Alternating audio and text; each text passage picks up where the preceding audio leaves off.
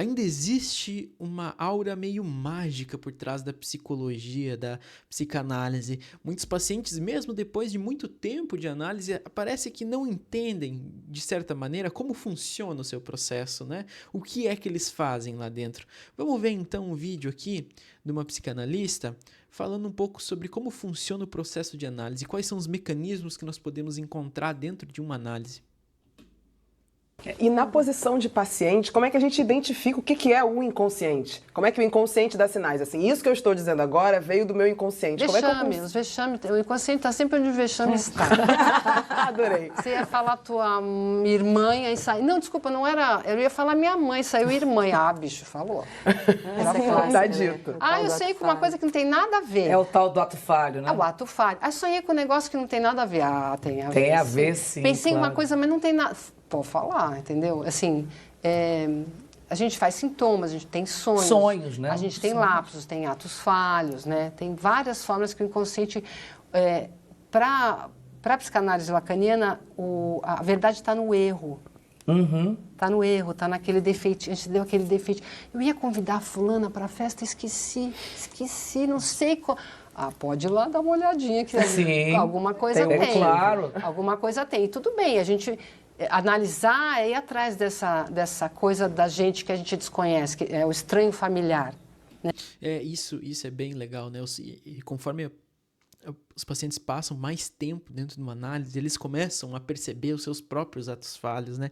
Os seus próprios erros, né? E é nisso, né? Às vezes numa palavra que você utiliza de maneira diferente dentro de uma frase, numa colocação, num pensamento, numa analogia que você traz, num sonho, numa música que você lembra, né? Eu sempre digo com meus pacientes, olha, tragam para terapia tudo aquilo que lhe movimentou durante a semana, qualquer coisa que seja um filme, uma série que você viu, uma música que te tocou, uma conversa que você teve com alguém que você ficou reflexivo, né? É exatamente isso que eu quero saber, né? Às vezes pouco me importa o que aconteceu na tua rotina, né? Isso muitas vezes não é relevante, né? Mas o que é relevante para nós, enquanto analistas, é isso, né?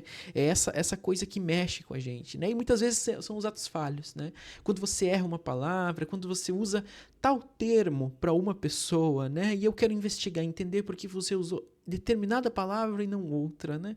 Ou porque quando você pensa em alguma pessoa, você lembra de tal coisa. São essas pequenas questões, né? Esses pequenos empecilhos, esses entraves, esses comportamentos que por vezes, a olho nu, a gente não enxerga, né? Passa despercebido durante o dia, né? Mas conforme a análise vai andando e a pessoa vai ficando mais mestrada em poder olhar e analisar os seus próprios atos falhos, né? Ela vai começando a perceber, né? Bah, aquela hora eu falei isso pra ele, né? Eu não queria ter falado aquilo. Ou melhor, talvez eu quisesse falar, né? Eu desejasse falar aquilo pra ele, né? Mas me coloquei numa situação constrangedora, ou eu esqueci um evento, né? Ou eu falei tal coisa pra uma pessoa.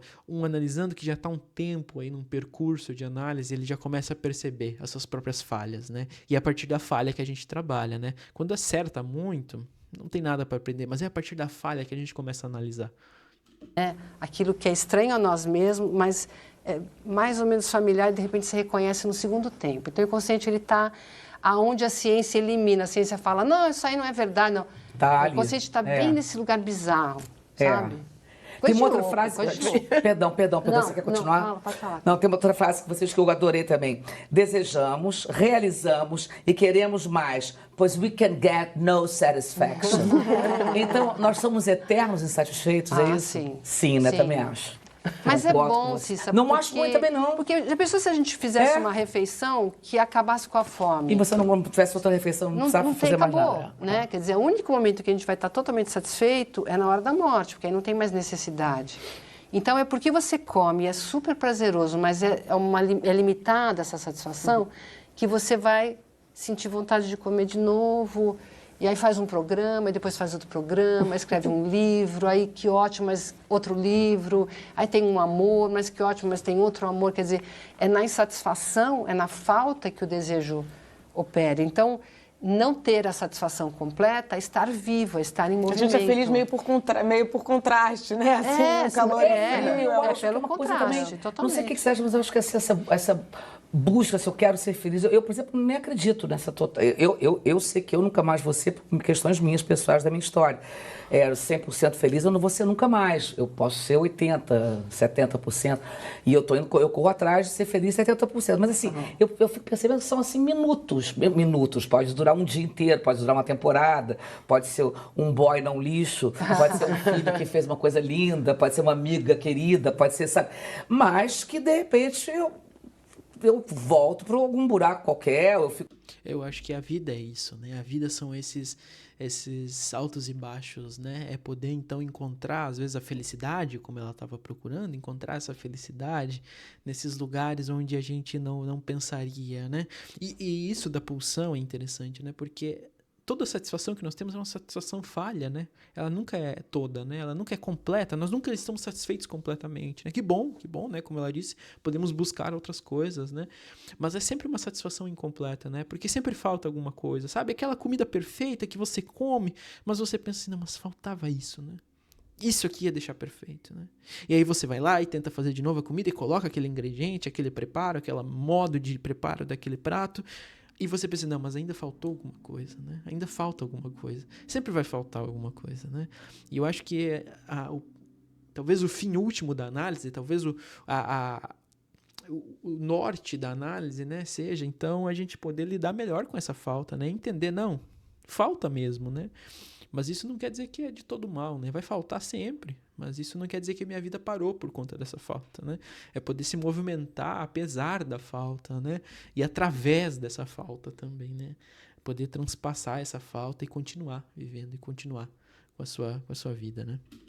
triste. Então, assim, eu acho que não tem essa coisa, a felicidade, estou buscando ser feliz, sabe? Acho que eu fico mais buscando é ser alegre, saca? Eu prefiro ser alegre de vez em quando, dar umas boas, umas gargalhadas com umas amigas, tomar uns vinhos e rir. E, de repente, encarar a vida ali, mas não sei se essa busca, a pessoa que vai para uma psicanálise em busca de felicidade... Tá indo pro cara errado, pode economizar esse dinheiro, porque não vai rolar. É isso, eu queria que você falasse um pouquinho disso. O livro que eu escrevi antes da análise chama Felicidade Ordinária, porque o que o Freud promete ao final de uma análise é que a gente consiga lidar melhor com os sintomas mais incapacitantes, as inibições, os sintomas, uma angústia muito acachapante, as doenças psicossomáticas, você pode lidar com isso, mas ele promete a infelicidade ordinária, ou seja, a gente está aqui sabendo que a gente vai morrer, sabendo que estamos nesse planetinha vagando, esse planetinha azul vagando no universo. Quer dizer, isso está desde o começo, a gente sabe disso. Então, vamos curtir agora. Estamos felizes de estar aqui hoje nessa bancada conversando. É o que temos, entendeu? A gente tem que viver isso aqui, porque... não tem essa felicidade. Essa felicidade é um modelo neoliberal, sempre consumista, essa ideia de platô, né? Ela é muito ruim. Inclusive, ela é muito adoecedora. O que é a ideia de platô, desculpa? Um platô. Você chega num platô de felicidade, você vai ter os tais objetos e vai você é feliz, acabou. E você é feliz. Que é a promessa neoliberal mesmo, né? Você vai chegar nesse platô, corre, chega lá. Só que essa mentira vai levando a gente à depressão, porque como a felicidade é sempre parcial, a sensação que você tem é que está todo mundo gozando, menos você. Mas isso é puro suco de consumismo neoliberal. E é engraçado porque esse mesmo discurso diz assim, quando você tiver todas essas coisas, você vai ser feliz. E aí a pessoa trabalha, ela se empenha a vida toda para chegar nesse lugar, né? Chegar nesse lugar da felicidade, e ela chega lá e não é feliz o suficiente. Ainda falta alguma coisa. Aí tem que melhorar o carro, tem que ter uma casa melhor, tem que ter melhores roupas, tem que viajar para tais lugares, né? Então sempre vai faltar alguma coisa, sempre vai faltar, né? E o capitalismo é muito bom nisso, ele é muito bom, ele sabe brincar com essa nossa falta, né? Ele sabe mostrar para nós que nós não somos completos, né? E dizer assim, não, isso aqui, ó, é isso aqui, ó. Esse é o objeto que vai te satisfazer. Aí você vai lá e compra aquele objeto, gasta com aquela experiência, com aquela viagem, com aquela coisa. E aí você não é 100% feliz ainda, né? E aí ele vai te mostrar outra coisa. Não, agora, e se isso aqui você tiver, você vai ser 100% feliz. E aí você conquista e não é 100% feliz, né? E nunca será, né? Eu acho que existe um amargor nessa visão da vida, né? E eu acho que depois de uma análise a gente aprende a apreciar o amargo, né? Eu, por exemplo, gosto muito de cerveja amarga, né? Eu acho que existe um prazer também nesse amargor de entender que a vida não é toda, né? Que a vida vai em algum momento ela vai ser só isso, né? E não vai ter mais que isso. Talvez seja esse, acho que esse é o final de uma análise, né? Poder entender isso, né? Que a vida é só isso, né? Não precisa ser mais que isso também. Uma ideia completamente equivocada. Sim. Você, numa das suas análises, Vera, você percebeu que nunca a gente vai saber o que o outro espera da gente. E eu acho isso muito óbvio. Mas eu achei uma constatação, assim, vendo no teu livro, eu digo, ai, que coisa mais libertadora, cara. Porque eu não vou ser o que você espera de mim, meu amor. Eu digo isso pra filho também. E viver em busca de atender essa expectativa de terceiros, sabe? É exaustivo, Pra cara. mim, isso é felicidade. É quando a gente se liberta disso aí. Exatamente. Mais do que qualquer sentimento de felicidade momentânea, é quando você... E se liberta na medida do possível. Quando você tem um pequeno foco no aqui e agora, você consegue estar presente, sem ansiedade de antes ou depois, e quando você consegue não estar tão preocupado com o que as pessoas vão pensar. Isso pra mim é Mas você felicidade. não vai ser nem o que você espera ser, que dirá o outro. Você é uma decepção para você mesmo. Com certeza. Porque Pode o teu modelo de si mesmo, um delírio de quando você tem 2 anos de idade e se acha realmente tudo para o papai e para a mamãe. Eu falo, né? Você se acha o bebê maravilhoso, sua majestade o bebê. E depois dali é só derrocada. Você só vai caindo. Porque você não pode corresponder a essa monstruosidade que é o ser completo. E aí você vai fazendo umas negociaçõezinhas, né? Então, por que os filhos fazem análise na gente selvagem? Porque você acha que você vai ser a mãe e os caras vão te dando aquele feedback de que você é uma mãezinha, uma pessoinha cheia de defeitos. E o tempo todo eles vão servindo de espelho. E aí você vai caindo. Eles vão fazendo isso de um jeito acusatório, mas chega uma hora que eles fazem de um jeito um pouco mais... Blasé, né? Mas tipo assim, mãe, a gente conhece. Vocês sabem, mãe. exatamente. A gente sabe. Sempre. E você fala, você conhece, então tá bom, já põe na conta. Perdido por mil, perdido por... né? Então, assim, essa a autoimagem é a grande negociação que a gente faz o tempo todo. Por isso que a gente fica tão... E a gente passa a vida inteira tentando negociar, então, essa imagem que nós temos de nós mesmos, né?